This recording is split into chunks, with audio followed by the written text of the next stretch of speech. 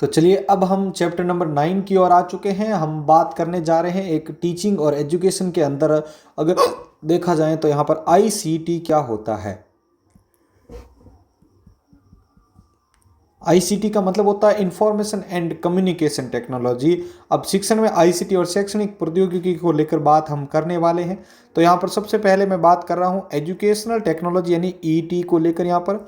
तो अगर इसकी डेफिनेशन देखी जाए तो देखो, शिक्षण अधिगम यानी लर्निंग और मूल्यांकन यानी इवोल्यूशन में सुधार लाने के लिए टेक्नोलॉजी का सिस्टमेटिक यूज करना आपके क्या है, आपका वो है एजुकेशनल टेक्नोलॉजी।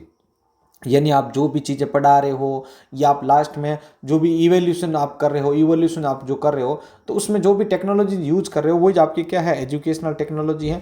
अब ध्यान रखिएगा, जो आपकी एजुकेशनल टेक्नोलॉजी है ना, वो है आपकी ब्रॉड, बहुत ज़्यादा बड़े स्तर पर फैली होती है। इसमें हार्डवेयर, सॉफ्टवेयर और प्रोसेस तीनों आपकी इसके अंदर शामिल होती हैं।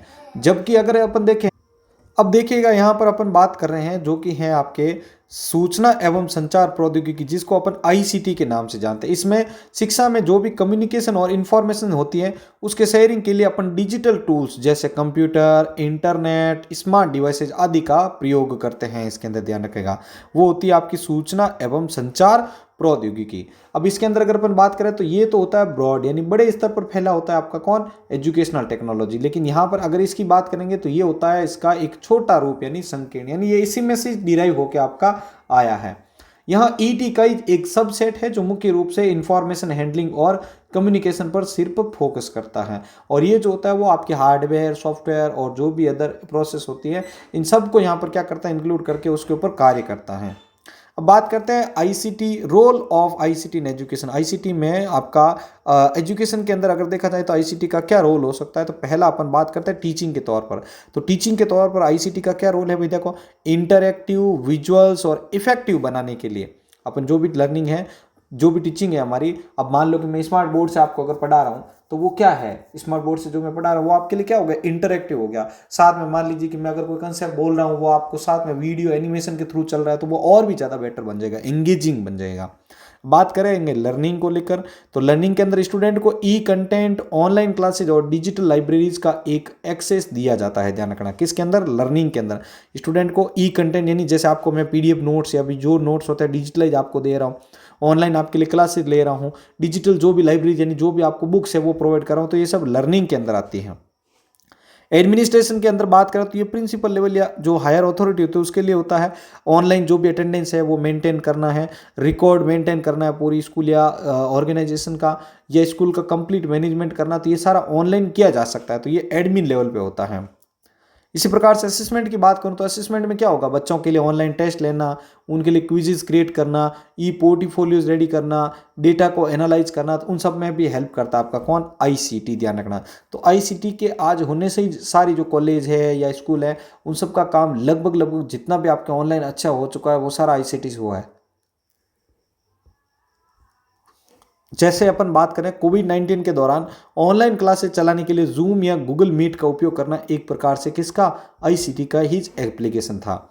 अब अपन बात करते हैं कि जो डिजिटल लर्निंग होती है इसके क्या क्या मोड हो सकते हैं, मोड्स ऑफ डिजिटल लर्निंग। तो टेक्नोलॉजी के इंटीग्रेशन यानी एकीकरण के आधार पर लर्निंग को डिफरेंट मोड में बांटा गया है। टेक्नोलॉजी के इंटीग्रेशन के आधार पर जो लर्निंग है उसको अलग अलग मोड में बांटा गया है। पहला है आपका ब्लेंडेड लर्निंग, बहुत ही अच्छा कंसेप्ट है ब्लेंडेड लर्निंग। तो यह एक ट्रेडिशनल यानी फेस टू फेस और डिजिटल यानी ऑनलाइन लर्निंग मॉड्यूल का कॉम्बिनेशन है। चाहे इसमें टीचर बच्चा जो है ट्रेडिशनली चल रहा है ना भाई, बच्चा एक टीचर पढ़ा रहा है, बच्चा उसके सामने बैठ के पढ़ रहा है, तो चाहे इसकी फेस टू फेस की बात करें या फिर वो आपके डिजिटलाइज ऑनलाइन आपको पढ़ा रहा है, तो इन दोनों का जो कॉम्बिनेशन होता है उसको अपन ब्लेंडेड लर्निंग कहते हैं। इसका बेनिफिट है कि यहाँ फ्लेक्सिबल यानी ऑनलाइन फ्लेक्सिबिलिटी यानी ऑनलाइन और सोशल इंटरेक्शन यानी इन पर्सन दोनों के लिए बेस्ट बेनिफिट्स क्या करती है, प्रोवाइड करती हैं। बच्चा चाहे तो ऑनलाइन भी उसको फ्लेक्सिबली वे में पढ़ सकता है किसी स्थिति में। अगला बात करते हैं सेकंड, जो कि होता है आपका फ्लिप्ड क्लासरूम। फ्लिप्ड क्लासरूम क्या होती है भाई, तो ट्रेडिशनल मॉडल को रिवर्स यानी पलटना, जो भी ट्रेडिशनली जो भी चीज़ें पहले से चली आई है उसके विपरीत काम करना, यानी हर चीज़ को ऑनलाइन ही पढ़ाना। स्टूडेंट लेक्चर्स कंटेंट को होम पर यानी घर पर डिजिटल रिसोर्सेज से लर्न करते हैं और क्लास टाइम का उपयोग डिस्कशन करने प्रॉब्लम को सॉल्व करने और टीचर के इंटरेक्शन के लिए करते हैं, तो उससे हम यहाँ पर क्या कहते हैं, फ्लिप्ड क्लासरूम कहते हैं। यानी इसके अंदर जो ट्रेडिशनल मॉडल आपका चल रहा है ना, उसका विपरीत अपन काम करते हैं। इसमें स्टूडेंट जो होते हैं वो लेक्चर्स कंटेंट को क्या करते हैं, घर पर बैठे ही जो है डिजिटल रिसोर्सेज, यानी जो भी है उसके पास टीवी, डेस्कटॉप, जो भी उनके पास अवेलेबल है रिसोर्सेज, उनसे वो उसको क्या करते हैं, एक्सेस करते हैं। और क्लास टाइम का जो यूज है ना, वो डिस्कशन करने के लिए, प्रॉब्लम को सॉल्व करने के लिए और टीचर के इंटरेक्शन के लिए करते हैं। बेनिफिट्स की बात करें तो क्लास टाइम का एक इफेक्टिव उपयोग अपन हायर ऑर्डर थिंकिंग स्किल्स यानी कौशल के लिए कर सकते हैं। जब भी उसको बेनिफिट के तौर पर ये कह सकते हैं भाई, जब भी क्लास का टाइम होगा ना, तो उस टाइम वो इफेक्टिव उसका यूज कर पाएगा, हायर ऑर्डर ट्रेनिंग स्किल्स जो है वो यहाँ पर यूज कर पाएगा इसके अंदर। तो ये होती है फ्लिप्ड क्लासरूम। ऊपर वाले में क्या था आपको, इसके अंदर आपके फेस टू फेस का कंसेप्ट और ऑनलाइन दोनों का कॉम्बिनेशन होता है, जबकि इसमें ऑनलाइन का ही मौका इसके अंदर आपको मिलता है फ्लिप्ड में। अब बात करते हैं क्लाउड बेस्ड लर्निंग की। क्लाउड बेस्ड लर्निंग के अंदर क्या होता है, क्लाउड बेस्ड यानी जिसमें आपका जो भी लर्निंग मटेरियल है उसको ऑनलाइन स्टोरेज के ऊपर अपलोड कर दिया जाता है, फिर उस स्टोरेज से जो है बच्चे उस कंटेंट को क्या करते हैं, एक्सेस करते हैं। ध्यान रखना, लर्निंग रिसोर्सेज, सॉफ्टवेयर, कंटेंट और एप्लीकेशंस को इंटरनेट पर शेयर्ड नेटवर्क यानी क्लाउड के माध्यम से एक्सेस करना आपका क्या कहलाता है, क्लाउड बेस्ड लर्निंग कहलाता है। जैसे मान लीजिए कि यूट्यूब पे मैंने अपने वीडियोस अपलोड कर दिए हैं। अब इन वीडियोस को अपलोड करने के बाद मान लीजिए आप उसको कहीं पर भी दूर बैठे कभी भी, कहे भले ही रात को 10 बजे पढ़ो, सुबह 10 बजे पढ़ो, 5 बजे पढ़ो, आपकी मर्जी, कहीं पर भी कहीं से भी एक्सेस कर सकते हो किसी भी टाइम। तो ये जो चीज़ होती है वो आपके किसके थ्रू हो पा रही है, और क्लाउड बेस्ड लर्निंग के थ्रू हो पा रही है। ध्यान रखिएगा, इसको एनी टाइम एनीवेयर एक्सेस और no need for local storage. आपको उसमें ज़रूरत भी नहीं है कि आपके पास उसको डाउनलोड करके देखो, आप ऑनलाइन भी उसको देख सकते हैं उस स्टोरेज से। अब बात करते हैं मूक को लेकर, ये वेरी इंपॉर्टेंट पोर्शन है। यहाँ पर मूक का फुल फॉर्म आपकी यूजीसी एग्जाम में भी पूछा गया है, ध्यान रख लेना। तो मूक का पूरा नाम क्या आपका, मैसिव ओपन ऑनलाइन कोर्सेज। क्या होता है भाई, मैसिव ओपन ऑनलाइन कोर्सेज इसको कहा जाता है। डेफिनेशन के तौर पर देखें तो ऑनलाइन लर्निंग कोर्सेज जो लार्ज नंबर ऑफ पार्टिसिपेशंस के लिए ओपन होते हैं, जैसे कोर्सेरा हो गया, एडएक्स हो गया, स्वयं हो गए। तो ये सब जो है वो आपके किसके एग्जाम्पल है, मूक के एग्जाम्पल हैं। यानी यहाँ पर देखेंगे तो कुछ नंबर ऑफ ऑडियंस लिमिटेड भी हो सकते हैं, लेकिन ये लार्ज नंबर ऑफ ऑडियंस है। जैसे ऑल इंडिया के अंदर जितने भी बच्चे हैं उनको एनसीईआरटी का कंसेप्ट अप्लाई करवाया जा रहा है, उनको मिल रहा है, तो वो क्या है, बहुत बड़ी एक ऑडियंस है, बहुत बड़े जो है एक कह सकते हैं अपन हायर ऑर्डर के अंतर्गत जो भी बच्चे आते हैं 12th के सारे उन सबको मिल रहा। तो ये हायर ऑडियंस होती है, उनके लिए massive open online courses provide किए जाते हैं। जैसे कोर्सेरा है, एडएक्स है, स्वयं है, ये सब इसी के अंडर आते हैं। अब इसके बेनिफिट क्या है, फ्री या low cost access to high quality content और ग्लोबल रीच। ठीक है, हाई क्वालिटी कंटेंट और ग्लोबली रीच रहती है, तो ये आपके क्या होते हैं, इसके बेनिफिट होते हैं मूक के। एग्जाम्पल के लिए एक टीचर का लेक्चर वीडियो को होम के लिए असाइन करना और नेक्स्ट डे क्लास में एक्टिविटी करवाना किसका एग्जाम्पल है भाई, फ्लिप्ड क्लासरूम का। ये तो हमने ऊपर देख लिया था आपका। अब बात करते हैं अपन impact of ICT on teaching and administration, यानी टीचिंग और एडमिनिस्ट्रेशन के अंदर आपके आईसीटी का क्या इम्पैक्ट है। पहला बात करते हैं अपन इंडिविजुअलाइज लर्निंग, यानी व्यक्तिगत अधिगम क्या होता है। तो स्टूडेंट अपनी गति और स्टाइल के अनुसार लर्न कर सकता है। स्टूडेंट को चाहिए कि नहीं मैं तो इस क्लास को फास्ट वे में देखूंगा तो देख सकता है, अगर उसको स्लो वे में समझना है धीरे धीरे तो भी वो समझ सकता है इसको। यानी जिस प्रकार से उसको उसको अलाउ करना है, अडेप्ट करना है, तो वो भी यहाँ पर आपके प्रोवाइड रहती है इसमें। अब बात करते हैं मोटिवेशन एंड एंगेजमेंट, आपकी प्रेरणा और सहभागिता। तो मल्टीमीडिया, गेम्स और इंटरेक्टिव कंटेंट से लर्निंग जो होती है वो बहुत ज़्यादा इंटरेस्टिंग आपकी बन जाती हैं। मल्टीमीडिया, गेम्स और इंटरेक्टिव जो कंटेंट होते हैं ना, इससे जो लर्निंग है वो आपकी यहाँ पर क्या होती है, इंटरेस्टिंग हो जाती हैं। मोटिवेशन और एंगेजमेंट कंसेप्ट में रिसोर्स मैनेजमेंट की बात करें तो डिजिटल रिकॉर्ड कीपिंग हो गया, ऑटोमेटिक ग्रेडिंग हो गया, और रिसोर्स शेयरिंग से टीचर का भी वर्कलोड वो जो होता है वो कम हो जाता है। ध्यान रख लेना भाई, आपका जो भी जैसे मान लो अटेंडेंस ऑनलाइन ऑटोमेटिक मेंटेन हो रही, तो टीचर को अलग से काउंटिंग करने का वो नहीं हुआ।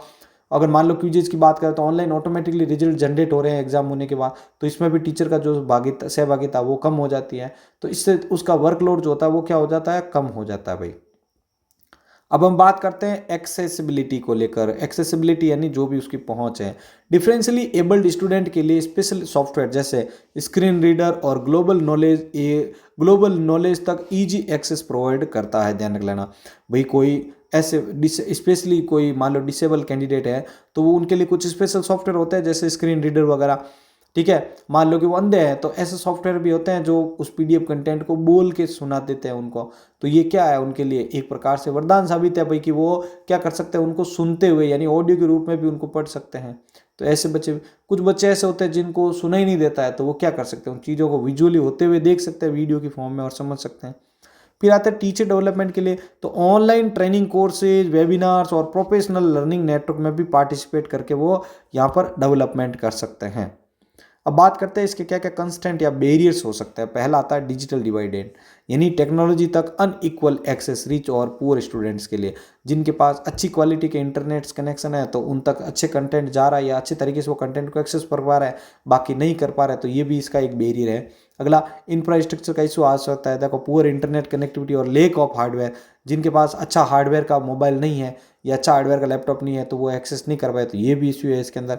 अगला टीचर डिजिटल लिटरेसी की बात करें तो टीचर में टेक्नोलॉजी को लेकर इफेक्टिवली उनको उपयोग करने का स्किल भी होना चाहिए। अभी राजस्थान के अंदर बात कर लें, ठीक है, तो यहाँ पर एक प्रेशर डाल दिया गया था भाई कि लगभग सभी टीचर्स के पास में RACT का कोर्स था, तो वो उन्होंने खाली ये फॉर्मेलिटीज़ हुई एक तरीके से। तो क्या है कि उनको पहले नॉलेज नहीं था, और अगर नॉलेज नहीं भी हुआ तो फिर क्या है, नॉलेज नहीं हुआ तो फिर वो जो टीचर है वो आज के डिजिटल युग के साथ इंटरेक्ट कर ही नहीं पाएगा आपका। फिर लास्ट करते हैं प्राइवेसी कंसर्न को लेकर, तो स्टूडेंट डेटा की सिक्योरिटी, ठीक है, स्टूडेंट डेटा की जो सिक्योरिटी है वो भी इसके लिए क्या करती है, एक प्रकार से आपका कंसर्न है कि भाई अगर उनका डेटा लीक हो गया तो फिर आगे के लिए उसका इश्यू क्रिएट हो सकता है, तो ये भी एक इसका बैरियर है। अब बात करते हैं digital initiative in India. India के अंदर कौन कौन से डिजिटल इनिशिएटिव है। तो इंडियन गवर्नमेंट ने डिजिटल एजुकेशन को प्रमोट करने के लिए कई प्लेटफॉर्म लॉन्च किए हैं। पहला आता है स्वयं, जिसको डायरेक्टली परीक्षा के अंदर पूछा हुआ है, ध्यान रख लेना। स्वयं की बात करें तो मैसिव, यहाँ एक मैसिव ओपन ऑनलाइन कोर्सेज यानी मूक का प्लेटफॉर्म है जो स्कूल से लेकर पोस्ट ग्रेजुएशन लेवल तक फ्री कोर्सेज आपको क्या करता है, प्रोवाइड करता है। गोल की बात करें तो ये आपके एक्सेस, इक्विटी और क्वालिटी को क्या करते हैं, अचीव करते हैं। ध्यान रखना, एक्सेस, इक्विटी और क्वालिटी को अचीव करने का इसका मेन गोल है। दीक्षा की बात करें तो इसका जो पर्पज है वो ये है कि ई कंटेंट और लेसन प्लान के लिए एक नेशनल डिजिटल इंफ्रास्ट्रक्चर यानी आपके NDI, नेशनल डिजिटल इंफ्रास्ट्रक्चर यानी नेशनल रिपोजिटरी, जो टीचर को ट्रेनिंग मटेरियल भी प्रोवाइड करता है। इसे one nation one digital platform के नाम से जाना जाता है। वेरी इंपॉर्टेंट कंसेप्ट है आपका यहाँ पर ये, ठीक है। तो one nation one digital platform के स्लोगन जो है वो किस पर अप्लाई होता है, वो होता है दीक्षा प्लेटफॉर्म पर। फिर बात करते हैं ई पाठशाला को लेकर, तो NCERT की बुक्स हो गई, ऑडियो वीडियोज हो गए, अदर लर्निंग मटेरियल हो गया, उन सब का एक जॉइंट इनिशिएटिव है, वो है आपका ई पाठशाला। और लास्ट आपका है national digital library of India. ये बहुत इंपॉर्टेंट है आपका NDLI, national digital library of India जो है वो आपका यहाँ पर NDLI का फुल फॉर्म है। यहाँ एक सिंगल विंडो सर्च फैसिलिटी है जो जितने भी एजुकेशनल रिसोर्सेज होते हैं उनको एक साथ प्रोवाइड करती है आपके NDLI, ध्यान रखेगा। तो ये था आपका यहाँ पर ICT वाला चैप्टर। अब बात करते हैं कुछ इंपॉर्टेंट क्वेश्चंस की। पहला है ब्लेंडेड लर्निंग किस प्रकार के कंपोनेंट का एक सम्मिश्रण है या संयोजन है। तो जो ब्लेंडेड लर्निंग होती है उसमें फेस टू फेस भी बच्चा पढ़ सकता है और ऑनलाइन भी वो यहाँ पर क्या कर सकता है, कनेक्ट होकर पढ़ सकता है। अगला आता है आपका फ्लिप्ड क्लासरूम मॉडल में छात्र आमतौर पर कक्षा में कौन सी एक्टिविटीज परफॉर्म करते हैं। फ्लिप्ड क्लासरूम के अंदर कौन सी एक्टिविटीज परफॉर्म की जाती हैं। तो फ्लिप्ड क्लासरूम के अंदर वो अपनी प्रॉब्लम सॉल्विंग हो गई और टीचर्स के साथ जो है एक इन डेप्थ जो है डिस्कशन करना है, तो वो सारी चीज़ें आपकी ए वाली ऑप्शन फ्लिप्ड क्लासरूम में आ जाती हैं। अब आता है स्वयं पहल का मुख्य उद्देश्य क्या है। स्वयं पोर्टल या जो भी आपका ये पहल जो है आपकी, इसका मेन उद्देश्य क्या है। तो देखिए स्वयं पहल जो है आपका, इसका मूक की एक प्रकार का मूक प्लेटफॉर्म है, मूक टाइप का, जो कि क्या करता है, एक्सेस हो गया, इक्विटी हो गया और क्वालिटी के लिए मुफ्त ऑनलाइन मूक प्रोवाइड करता है आपके कौन, स्वयं पोर्टल।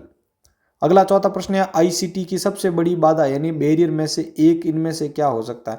ऑनलाइन पाठ्यक्रम की उपलब्धता, ये नहीं हो सकता। अगला, डिजिटल डिवाइड और अपर्याप्त बुनियादी ढांचा यानी इंफ्रास्ट्रक्चर प्रॉपर नहीं हुआ या डिजिटल डिविडेंस हो गए तो वो आपके इसके लिए क्या हो सकता है? एक प्रकार से बैरियर्स हो सकते हैं।